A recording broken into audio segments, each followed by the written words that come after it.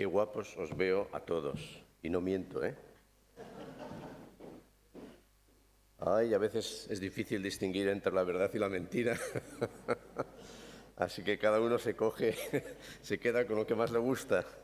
Bueno, de hecho la palabra engañar es increíble. Es una de las palabras que tiene una lista más larga de sinónimos.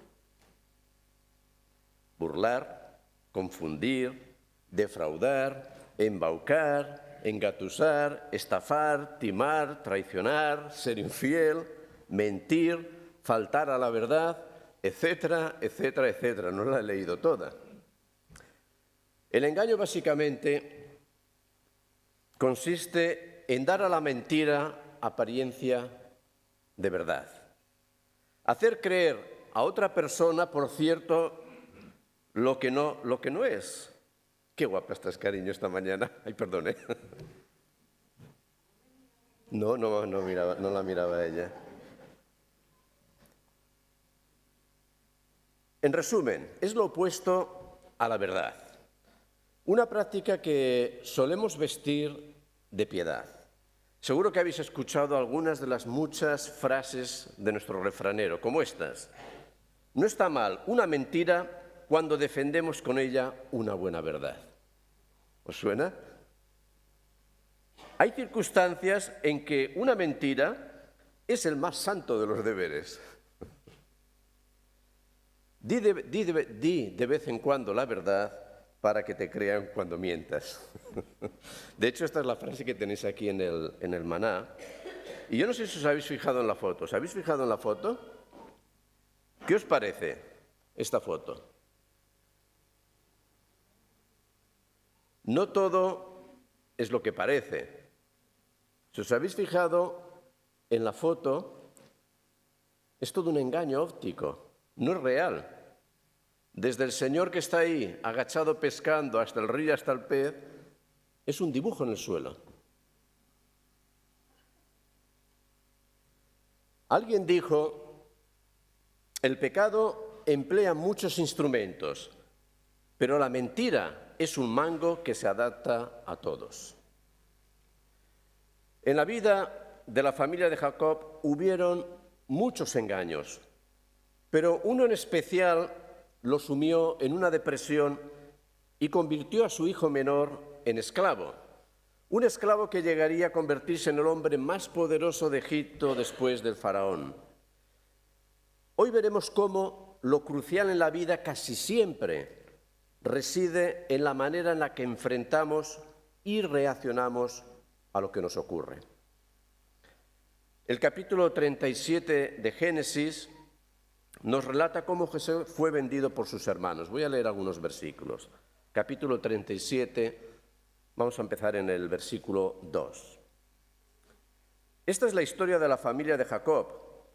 José, siendo de edad de 17 años, apacentaba las ovejas con sus hermanos, y el joven estaba con los hijos de Bilhá y los hijos de Zilpá, mujeres de su padre, e informaba a José, su padre, de la mala fama de ellos.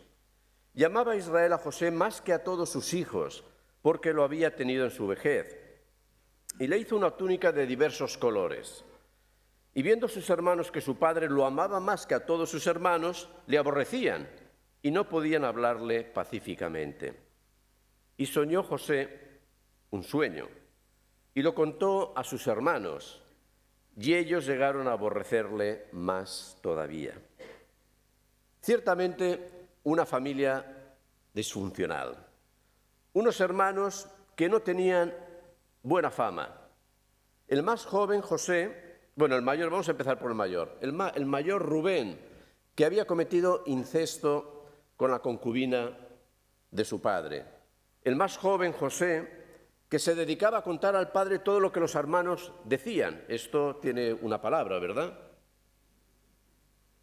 Y un padre que hacía distinción de trato entre sus hijos y tenía prebendas especiales con el menor. En fin, un Falcon Crest de 3000 años de antigüedad. Algunos no saben lo que estoy diciendo. ¿Quién no sabe lo que era la serie Falcon Crest? Que levante la mano. Bueno, los más jovencitos. Bueno, el Netflix no se ha inventado hace poco, ya existía en los 80. Lo que pasa es que era un Netflix televisivo y había una serie muy conocida que se llamaba Falcon Crest, que en Latinoamérica le llamaban Las Viñas del Odio, y consistía en toda una familia muy grande de vinicultores californianos que no hacían más que engañar, mentir, pisarse el uno al otro por el control y el poder del negocio. Es decir, prácticamente casi como la familia de Jacob, salvando algunas distancias. José tuvo un sueño que contó a su familia, y esto fue la espoleta que desencadenó la furia contenida de sus hermanos y los acontecimientos sucesivos. Vamos a seguir leyendo en este capítulo. Y les cuenta el sueño. He aquí que atábamos manojos en medio del campo, y he aquí que mi manojo se levantaba y estaba derecho, y que vuestros manojos estaban alrededor y se inclinaban al mío. ¿Quién no se enfadaría, no? Le respondieron sus hermanos: ¿reinarás tú sobre nosotros o señorearás sobre nosotros? Y le aborrecieron aún más a causa de sus sueños y sus palabras. Soñó aún otro sueño y lo contó a sus hermanos, diciendo: he aquí he soñado otro sueño, y he aquí que el sol y la luna y 11 estrellas se inclinaban a mí. Y lo contó a su padre y a sus hermanos, y su padre le respondió y le dijo: ¿qué sueño es este que soñaste? ¿Acaso vendremos yo y tu madre y tus hermanos a postrarnos en tierra ante ti? Y sus hermanos le tenían envidia, mas su padre meditaba en esto.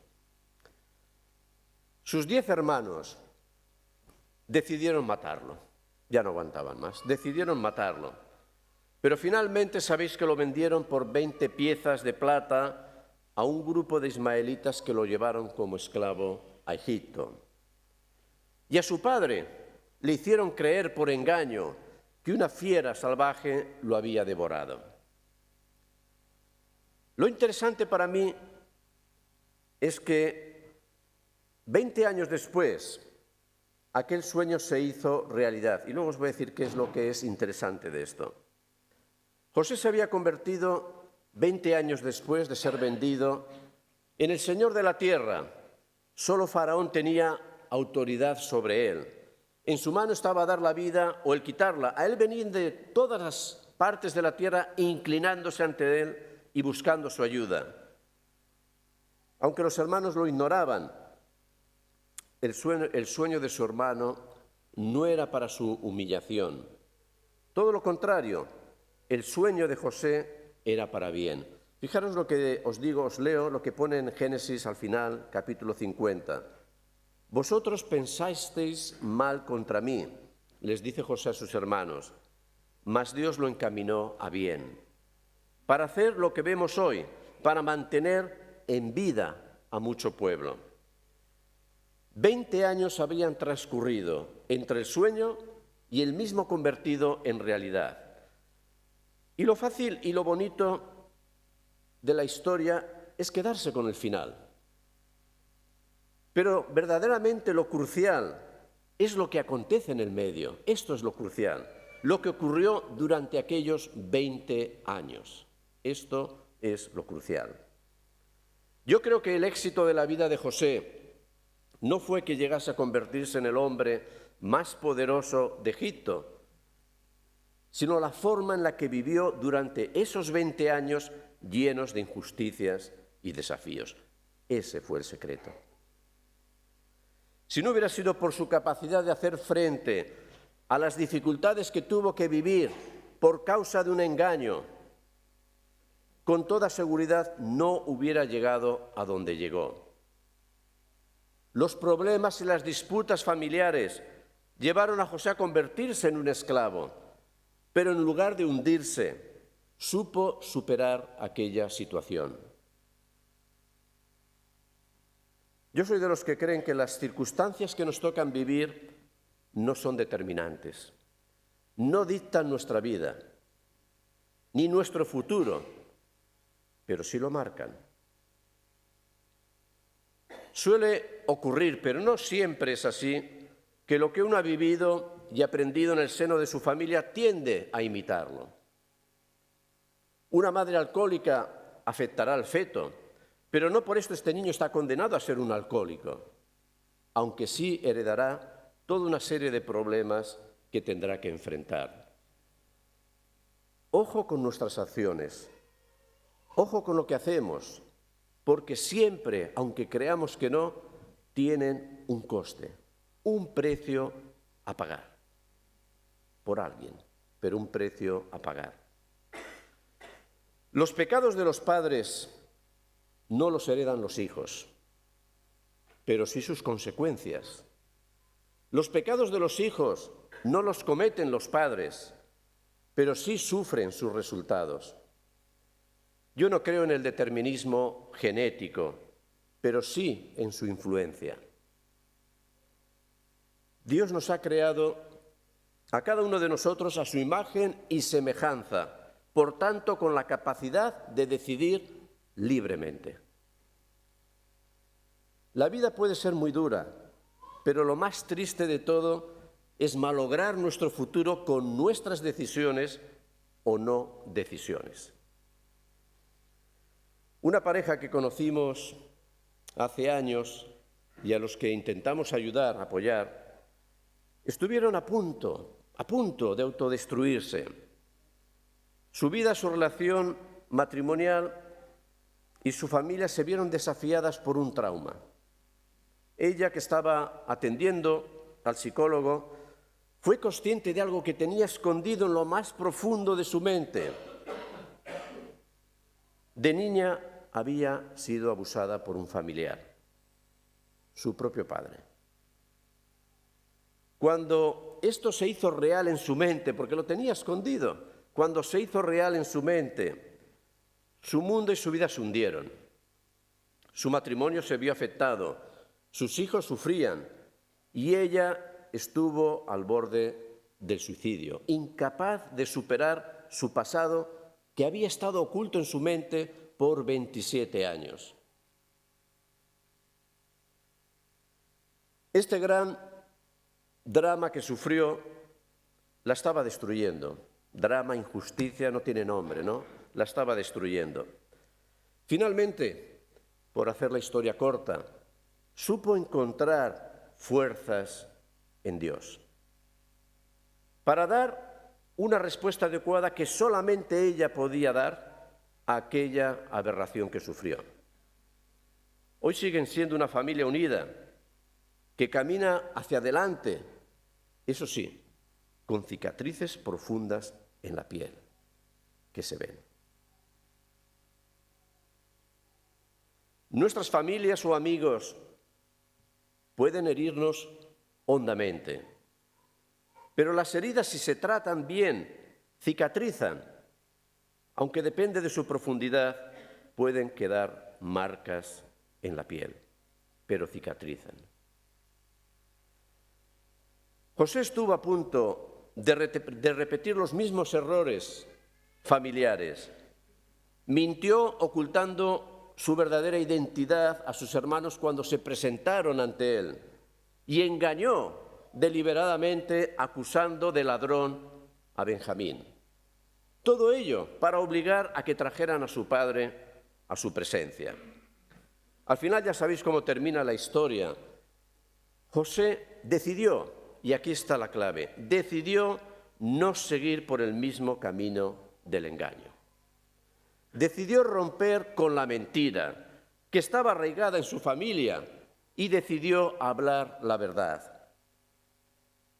Una decisión que llevó, que empujó, que arrastró a toda la familia a una nueva dimensión de arrepentimiento y reconciliación. José hizo algo importante. Decidió renunciar a la venganza y optó por ser de bendición a pesar de lo que hicieron con él. Y esto es algo que está al alcance de todos. En esta vida podemos optar por la venganza, por el rencor, por lo que queráis, o podemos optar para ser de bendición en mi familia, a pesar de, en mis relaciones, a pesar de, en mi congregación, a pesar de. Podemos decidir esto o, por el contrario, tomarnos la justicia por nuestra mano. Ser agente de bendición significa renunciar a lo que yo creo es mi derecho de castigar al otro por lo que me ha hecho. Es estar dispuesto a perdonar. Es no devolver mal por mal, sino por el contrario, bendición por maldición. Y sé que es difícil, pero esto es lo que nos dice Romanos. Bendecid y no maldigáis. No paguéis a nadie mal por mal. Procurad lo bueno. No os venguéis vosotros mismos, sino dejad lugar a Dios. José optó por el camino de la bendición. Esto no cambió su pasado, pero cambió su futuro. ¿Cómo estamos enfrentando nosotros nuestra realidad? Seguro que todos tenemos una muy particular. ¿Estás dispuesto a ser agente de bendición a pesar de, en medio de? Este fue también, sin duda, el camino y el ejemplo de Jesús, quien cuando le maldecían no respondía con maldición, cuando padecía no amenazaba, sino encomendaba la causa al que juzga justamente. Y Jesús decía: Padre, perdónalos porque no saben lo que hacen. Los griegos afirmaban, o mejor dicho, los griegos definían la palabra amargura como un sentimiento imborrable. Esto escucharlo bien, porque los sentimientos imborrables amargan la vida. Si no somos capaces de hacer las paces con nuestro pasado, de cerrar nuestras heridas y optar por un camino diferente, corremos el riesgo de perder el futuro que está delante de nosotros. Y qué lástima, haber sufrido en el pasado y encima perder el futuro. La historia de la familia de José, y de hecho podríamos decir del pueblo de Israel, hubiera sido muy distinta, absolutamente distinta, si José no hubiera optado por el camino de bendecir, que en su caso incluían perdón, restauración, etcétera, etcétera. Hubiera sido muy distinta. Chesterton dijo una frase que no es fácil de aplicar, Amor significa amar aquello que no es amable, que no tiene ninguna virtud para ser amado. Perdonar significa perdonar lo que es imperdonable o no tiene ninguna virtud para ello. ¿Qué cambio tan radical? Renegar del engaño para hacer todo lo opuesto. Hablar la verdad. Y hablar la verdad no puede ser una opción. De hecho, es uno de los mandamientos dados por Dios a Moisés. Mirad, si queremos construir familias, relaciones sanas, hemos de aplicar este mandamiento de hablar la verdad. Pablo, escribiendo a los Efesios, les dice en el capítulo 4, por lo cual, desechando la mentira, hablad verdad cada uno con su prójimo. Quítense de vosotros toda amargura, enojo, ira, gritería, maledicencia y toda malicia. Antes sed benignos unos con otros, misericordiosos, perdonándoos unos a otros como también Dios os perdonó a vosotros. ¿Más claro? Agua. Es imposible construir una familia, un matrimonio y cualquier otro vínculo humano. Es imposible construirlo de manera sólida si esto no está fundamentado en la verdad. Y la verdad no nos hace perfectos, pero sí auténticos. La verdad genera confianza y esto nos hace libres para crecer, es decir, para fallar y aprender, para pedir perdón y perdonar, porque no hay nadie, absolutamente nadie, que sea perfecto aquí. Pero ciertamente la verdad tiene sus riesgos. Como alguien dijo, las verdades son como las rosas, tienen espinas. Recíbelas por la parte de la flor y procura no pincharte. Lo contrario de la verdad nos convierte en... Sí, y vamos a poner otra palabra, hipócritas. En engañadores.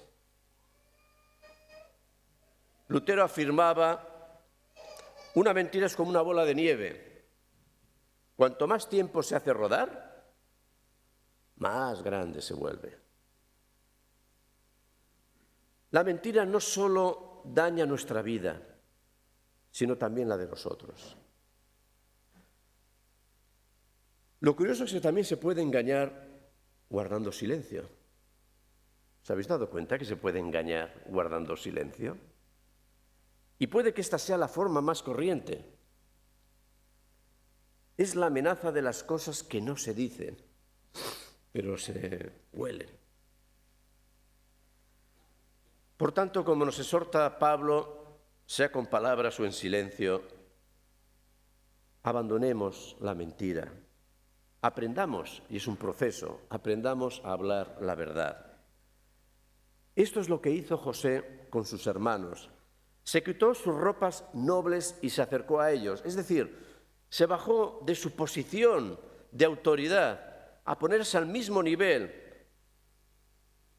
y les dijo la verdad. Porque nunca puede haber verdad si nos miramos en diferentes niveles. Y les dijo la verdad. Yo soy vuestro hermano. Dice el texto, entonces se dio a llorar a gritos. Interesante, a llorar a gritos. Y lo oyeron los egipcios, y lo oyó también toda la casa de Faraón. Y dijo, yo soy José vuestro hermano, el que vendisteis para Egipto. La verdad no cambia la realidad o el pasado. Ahora pues no os entristezcáis, ni os pese de haberme vendido acá, porque para preservación de vida me envió Dios delante de vosotros. Así pues, no me enviasteis acá vosotros, sino Dios. ¿Cómo le dio la vuelta a José? Y besó a todos sus hermanos, y lloró sobre ellos, y después sus hermanos hablaron con él. ¡Qué gran cambio! Renegar del engaño y optar por la verdad. La historia continúa, y como sabéis, José envió de vuelta a casa a sus hermanos para que trajeran a su padre y al resto de la familia. Fijaros lo que dice el texto. Y subieron de Egipto y llegaron a la tierra de Canaán a Jacob, su padre. Y le dieron las nuevas diciendo, José vive aún, y él es el Señor de toda la tierra de Egipto. Y escuchad lo que viene ahora. Y el corazón de Jacob se afligió porque no les creía. No les creía.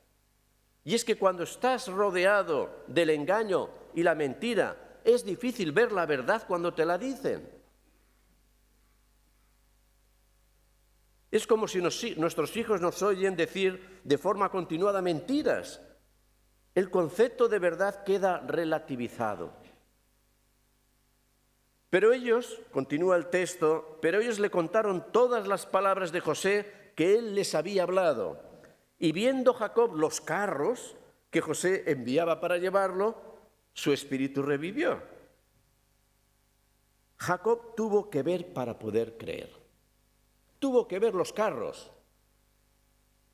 El camino de salir de una vida de engaño en nuestras relaciones, en nuestra familia, en nuestro matrimonio, salir de este camino y unirnos a la verdad, necesita de evidencias sólidas para poder creer.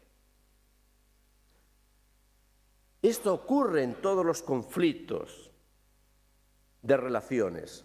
No basta con decir desde ahora seré distinto o ya no volveré a hacer más, ya verás cómo cambio. No basta con decir esto. Hay que mostrar a la persona engañada de forma práctica y visual que verdaderamente ha habido un cambio. Hay que ver los carros. Y esto lleva tiempo. Cuando se rompe la confianza, lleva su tiempo recuperarla. Pero hay que dar el primer paso y después hay que seguir trabajando. Es todo un proceso que ha de ser muy intencional. Yo no sé si alguno de vosotros tiene que iniciar en sus relaciones este proceso, pero todo empieza con una decisión. No estás donde estás porque lo has heredado, perdonad que os lo diga así. Estás donde estás porque a lo mejor has sido injustamente tratado, pero estás donde estás dependiendo de las decisiones que tú tomes. Entonces dijo Israel: basta, ya me habéis convencido. José, mi hijo, vive todavía, iré y le veré antes que yo muera. Es decir, las evidencias hacen que las personas cambien también. Como cambió Jacob, que no se lo creía. La historia de José es apasionante. Pasó de hijo predilecto a ser vendido por sus hermanos como esclavo. Vivió años siendo utilizado, incluso encarcelado, hasta que finalmente se convirtió en el hombre que ayudaría no solo a su familia, sino a muchos pueblos. Dejarme explicarlo en términos modernos. En términos modernos podríamos decirlo de esta manera. José sufrió problemas familiares, injusticias laborales, mobbing, acoso sexual, verse privado de su libertad de forma injusta, etcétera, etcétera. Mirad, no podemos controlar las circunstancias. Nos puede pasar cualquiera de estas cosas, o todas, como le pasó a él. No podemos controlarlo, pero debemos decidir cómo enfrentarlas. Esta es la diferencia. El pasado, las disfunciones en las que hayamos podido vivir o estemos viviendo, no pueden limitar o no debemos de dejar que limiten nuestro potencial y nuestro futuro. No lo pongas en riesgo. No dejes que el pasado o las circunstancias presentes arruinen tu futuro. Las vicisitudes de la vida no pueden ser un impedimento para llegar a ser la persona que Dios ha diseñado para que seas. No pueden ser un impedimento para que el Señor, que es todopoderoso, a través de su Espíritu Santo, cumpla su propósito en tu vida.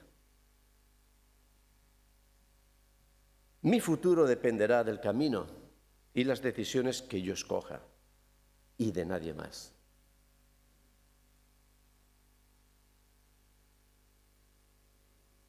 Algo que ocurrió en la vida de José cuando tenía 17 años y contó un sueño, y ahora, que casi ya con 40 años, algo que pasó en esos 20 años, es que José aprendió algo muy importante. En medio de sus múltiples pruebas, que fueron muchas, aprendió a depositar su confianza en Dios. Aprendió a depender de Él en medio de cosas que no podía controlar. Aprendió que en aquello, en lo que Él puede controlar, lo ha de hacer y lo ha de hacer bien. Aprendió a ser responsable y excelente en todo. Siendo mayordomo, siendo criado, estando de esclavo, estando en la cárcel, aprendió la importancia de hacer bien y ser responsable en lo que yo puedo, en mis obligaciones, y dejar actuar a Dios en lo que Él no podía hacer o controlar. Y dijo Faraón a José: yo he tenido un sueño y no hay quien lo interprete, mas he oído decir de ti que oyes sueños para interpretarlos. Fijaros la respuesta de José. Respondiendo José a Faraón diciendo: no está en mí. Dios será el que dé respuesta propicia a Faraón.